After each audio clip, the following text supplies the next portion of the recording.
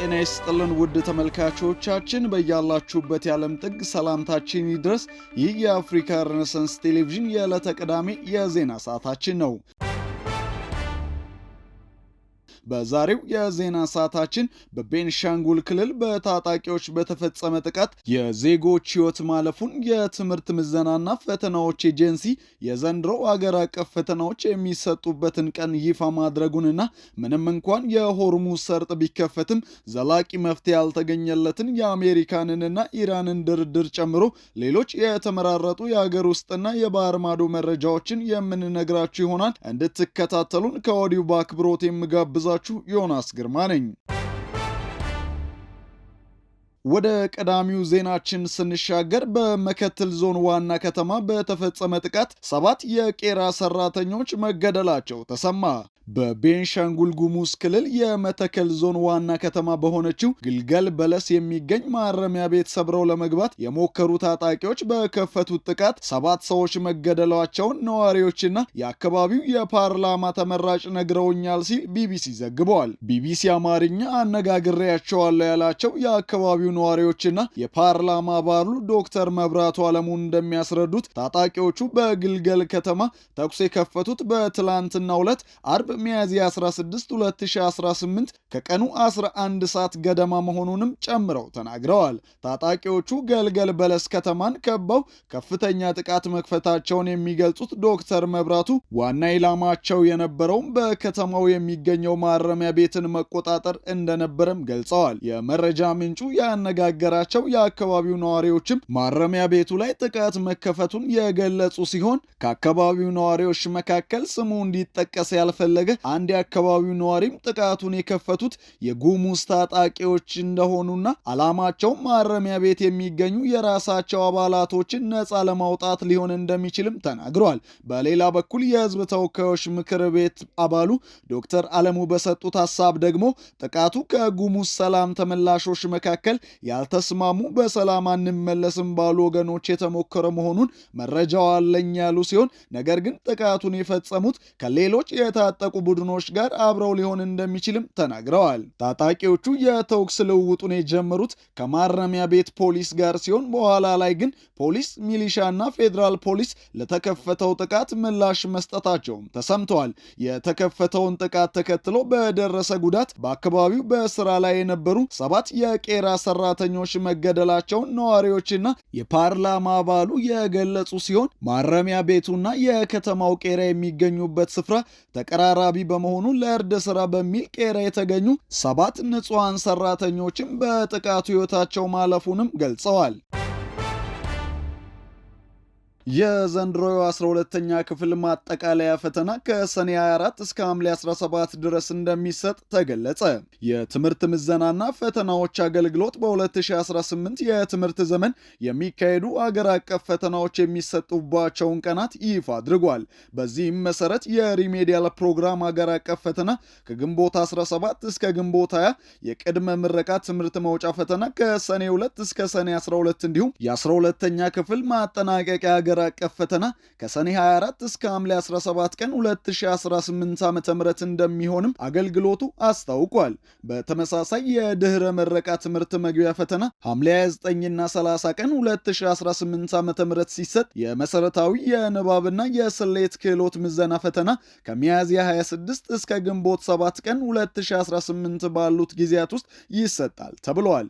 የአገልግሎቱ ዋና ዳይሬክተር እሸቱ ከበደ እንደጠቀሱት እስከ ተጠቀሱት ጊዜያት ድረስ ተፈታኞች አስፈላጊውን የይዘትና የስነ ልቦና ዝግጅት እንዲያደርጉ አስገንዝበዋል። ዳይሬክተሩ አክለውም ወላጆች፣ መምህራንና በየደረጃው የሚገኙ የትምህርት አመራሮች ተፈታኞቻቸው የተሻለ ውጤት እንዲያስመዘግቡ ተገቢውን ድጋፍና ክትትል ሊያደርጉ ይገባል በማለትም አጽንኦት ሰጥተዋል። ወደ ባህር ማዶ መረጃችን ስናልፍ የባህር ላይ ወንበዴዎች በሶማሊያ የባህር ዳርቻ የነዳጅ መርከብ ማገታቸው ተሰማ። በሶማሊያ የባህር ዳርቻ አቅራቢያ ሲጓዝ የነበረ የነዳጅ ጫኝ መርከብና 17 ሰራተኞቹ በባህር ላይ ወንበዴዎች ታግተው መወሰዳቸውንም ቢቢሲ ዘግበዋል።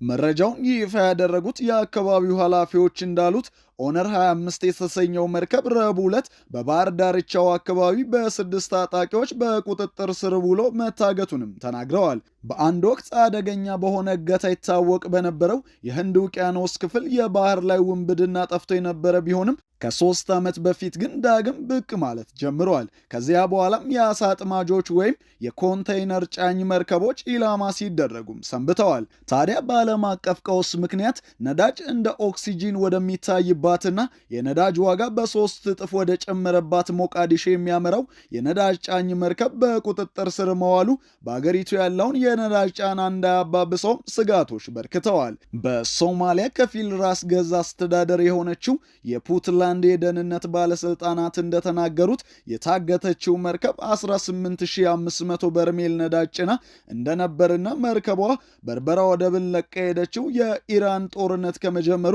ጥቂት ቀናት ቀደም ብሎ የነበረ ሲሆን ከዚያም በሆርሙስ ወሽመጥ መግቢያ አቅራቢያ ስትሽከረከር ቆይታ ከሰሞኑ ወደ አገሪቱ መዲና ሞቃዲሾ ስትመጣ እንደታገተችም ተናግረዋል። ከሶማሊያ መንግስት የተሰጠ ምንም አይነት ይፋዊ መግለጫ እስካሁን ባይኖርም የነዳጅ መርከቡ መታገት ግን በአገሪቱ የነዳጅ አቅርቦት ላይ ከፍተኛ ተጽዕኖ ሊኖረው እንደሚችልም እየተነገረ ይገኛል። ወደ ሌላኛው የውጭ ዜናችን ስንሸጋገር ምንም እንኳን የሆርሙዝ ሰርጥ ቢከፈትም ዘላቂ መፍትሄ ያልተገኘለት የአሜሪካንና የኢራን ድርድር አሁንም ማወዛገቡን የቀጠለ ሲሆን የአሜሪካ ተደራዳሪዎች ለሰላም ንግግር ወደ ፓኪስታን ሊጓዙ መሆኑ ሲገለጽ፣ ኢራን በበኩሏ ምንም አይነት የታቀደ ቀጥተኛ ንግግር ከአሜሪካ ጋር እንደሌላትም ገልጻለች። የኢራን የውጭ ጉዳይ ሚኒስተር አባች አራጊቺ ትናንት ምሽት ፓኪስታን የደረሱ ሲሆን የፕሬዝዳንት ዶናልድ ትራምፕ አስተዳደርም 2 ተደራዳሪዎችን ወደ ዋና ከተማዋ ኢስላማባድ እንደሚልክም ገልጿል። እንደ ዋይት ሃውስ ገለጻ የትራምፕ ልዩ መልእክተኛ ስቲቭ ዋትኮፍ እና አማታቸው ጄሬድ ኩሽነር ወደ ኢስላማባድ የሚበሩት ኢራን በአካል መነጋገር ስለፈለገች ነው የተባለ ሲሆን ንግግሩ ውጤታማ የሚሆን ከሆነ የተደራዳሪው ቡድን መሪ የሆኑት የአሜሪካው ምክትል ፕሬዝዳንት ጄዲ ቫንስ ወደ ፓኪስታን ለመጓዝ ዝግጁ መሆናቸውን የዋይት ሃውስ ፕሬስ ኃላፊ ካሮሊን ሌቪት ተናግራለች። ይህ በእንዲህ እንዳለ በኢራን የውጭ ጉዳይ ሚኒስቴር በኩል የወጣው መረጃ ግን ከዚህ በፍጹም የተለየ ሆኗል። ከኢራን የውጭ ጉዳይ ሚኒስተር አባች አራጊቺ ጋር አርብ ምሽት ኢስላማባድ መድረሳቸውን የገለጹት የሚኒስቴር መስሪያ ቤቱ ቃል አቀባይ ኢስማኤል ባቃኢ ሚኒስተሩ ከፓኪስታን ከፍተኛ አመራሮች ጋር እንደሚነጋገሩም ገልጸዋል።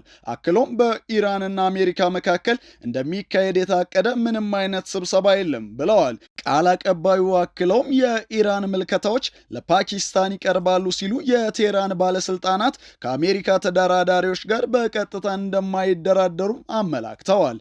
አርብ ዕለት ከጋዜጠኞች ጋር ቆይታ የነበራቸው የዋይት ሃውስ ቃል አቀባይ ሌቪት እንደተናገሩት ፕሬዝዳንት ትራምፕ ተደራዳሪዎቻቸውን ወደ ኢስላማባድ የሚልኩት ኢራናውያኑን ለመስማት ነው ያሉ ሲሆን ትራምፕ ሁሌም ለዲፕሎማሲ ድል ለመስጠት ፈቃደኛ የሆኑ ፕሬዝዳንት መሆናቸውን ጠቅሰው በእርግጠኝነት ባለፉት 2 ቀናት ከኢራን ወገን በኩል የተወሰነ መሻሻል ተመልክተናል ብለዋል።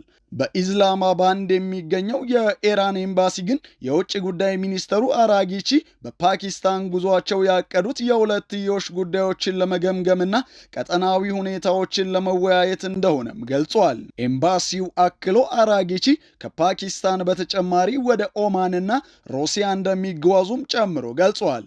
ካሁን በፊትም የአሜሪካው ፕሬዝዳንት ዶናልድ ትራምፕ ባለስልጣናቶቻቸውን ኢራን ውስጥ አሁን ኃላፊነት ላይ ካሉት ሰዎች ጋር እየተደራደሩ መሆናቸውን ተናግረውም እንደነበረ ይታወሳል። ይህ በሁለቱ ሀገራት መካከል ያልጠራው የዲፕሎማሲ ውዥንብር ሁለቱን ሀገራት ለማስማማት ሽር ጉድ ላይ ለምትገኘው ፓኪስታንም ሆነ ሂደቱን በአይነ ቁራኛ ለሚከታተሉ በመላው ዓለም ለሚገኙ ዜጎች ሌላ ራስ ምታት ሆኗል። በተያያዘ ዜና አሜሪካና እስራኤል በኢራን ላይ ጦርነት በከፈቱ በመጀመሪያው ቀን የተገደሉትን የኢራኑን ጠቅላይ መሪ አያቶላ አሊ ሐምኒን ተክተው መንበረ ስልጣኑን የያዙት የገዛ ልጃቸው የ56 ዓመቱ ሰው ሞጅታባ ሐምኒ ይህ ሁሉ የዲፕሎማሲ ውዝግብ ሲነሳ ወጥተው አንድም ነገር ሲናገሩ አለመሰማታቸው እስካሁንም ጥያቄ እያስነሳ ይገኛል። ውድ ተመልካቾቻችን የአፍሪካ ሬኔሳንስ ቴሌቪዥን የሰዓቱ ዜናዎች የተከታተላችሁትን ይመስሉ ነበር። ዮናስ ግርማ ዜናዎችን ወደ እናንተ ሳደርስ አብሬያችሁ ቆይታ አድርጌያለሁ። ስለሰጣችሁን ውድ ጊዜ ከልብ እያመሰገንን ከቀሪ የጣቢያችን ዝግጅቶች ጋር መልካም ጊዜን ተመኘን።